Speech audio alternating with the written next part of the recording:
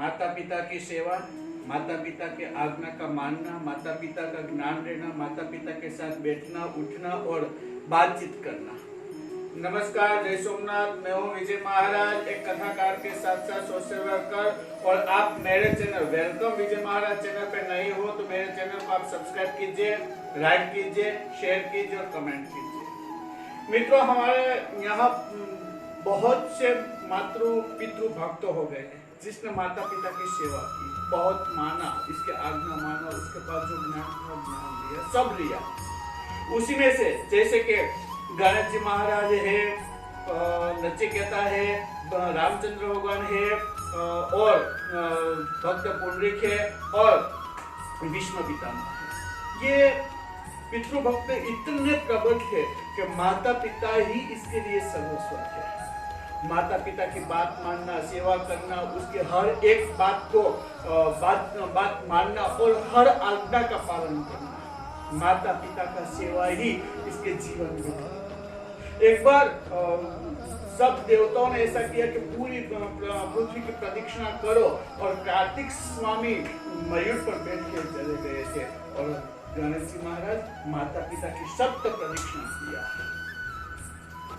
सप्त प्रदक्षिणा का मतलब कि पूरा ब्रह्मांड का, पृथ्वी का जो प्रदक्षिणा का पुण्य मिलता है वो माता पिता का ही प्रदक्षिणा करने से मिलता है, क्योंकि हमारे शास्त्रों में भी कहा है कि माता और पिता के चरणों में ही सब तीर्थ का वास है। जो माता पिता का चरण स्पर्श करता है और उसका जो सेवा करता है, सर्व तीर्थ स्नान और सर्व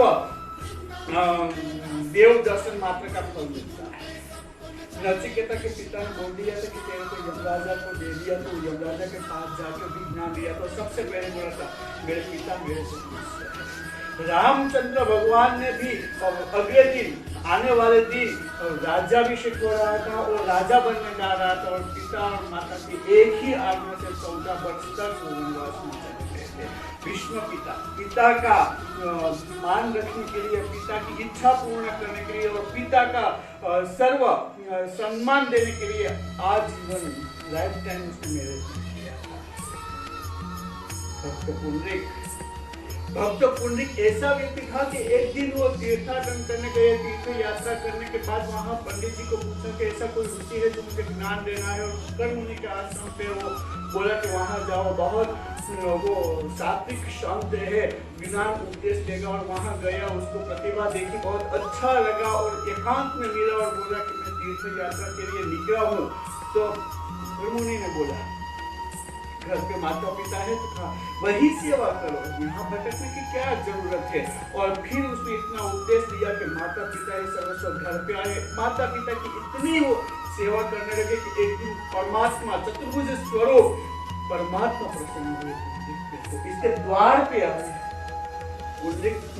के द्वार पे आया और बोला कि मैं तेरे को दर्शन करने के लिए आया। तो पुंडरीक महाराज ने क्या किया, ईंट थी वो बाहर द्वार पे रख दिया कि यहाँ आप खड़े रहो, मैं अपने माता पिता की सेवा करने के लिए आता हूँ। आज भी पंढरपुर में वही मंदिर पे, वही ईंट पे चतुर्भुज स्वरूप विष्णु भगवान विराजमान है। मित्र, यही माता, यही पिता कि जिसने ज्ञान देके हमको इतना बड़ा किया, हमारे इस जमाने में सबसे आगे किया। क्या नहीं किया, क्या नहीं किया, हमारे लिए क्या कुछ त्याग नहीं किया, अपना सर्वस्व त्याग किया। फिर इच्छा हो, सपना हो, जो भी हो, बस संतान कैसे आगे बढ़े, संतान कैसे खुश रहे, संतान कैसे प्राप्त किए, जो भी कुछ है, जो भी संपत्ति है वही संतति में है।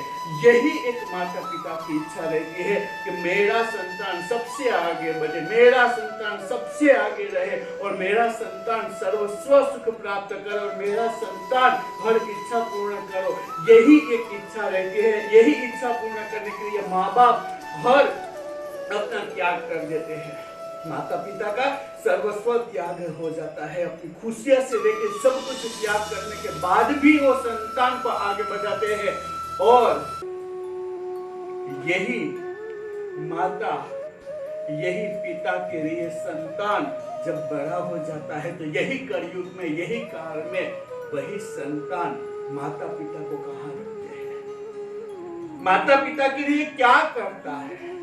ना तो वो समय दे पाता है, ना तो इसके पास बैठ सकता है, ना तो बात कर सकता है, ना इसके साथ खाना खा सकते हैं, ना तो इसके आगे कुछ बातचीत करते हुए एकांत में माँ बाप चला जाते हैं। और कहीं कहीं तो यही माँ बाप को वृद्धाश्रम में छोड़ देते हैं, अपना घर में छोड़ देते हैं।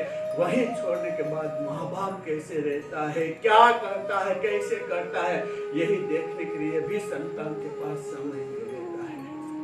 यही माँ बाप ने हमने इतना बड़ा किया, इतना सब कुछ दिया कि सब कुछ त्याग करने के बाद भी संतान को अपने माँ और बाप के लिए समय नहीं निकलता है। मित्रों, यही दुर्भाग्य है, यही बदकिस्मत है कि संतति के लिए संपत्ति का त्याग किया, सुख का त्याग किया, शांति का त्याग किया, संतोष का त्याग किया, सर्वस्व संतति के लिए करने वाला माँ बाप कहाँ है? मित्रों, क्या हम दे सकते हैं समय?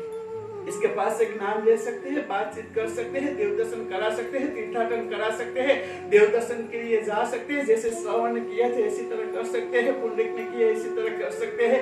रामचंद्र भगवान ने भी माता पिता की भक्ति हमको दिखाई है। हमारे जीवन में ये कुछ कर सकते हैं? कीजिए, माँ बाप के लिए कुछ कीजिए।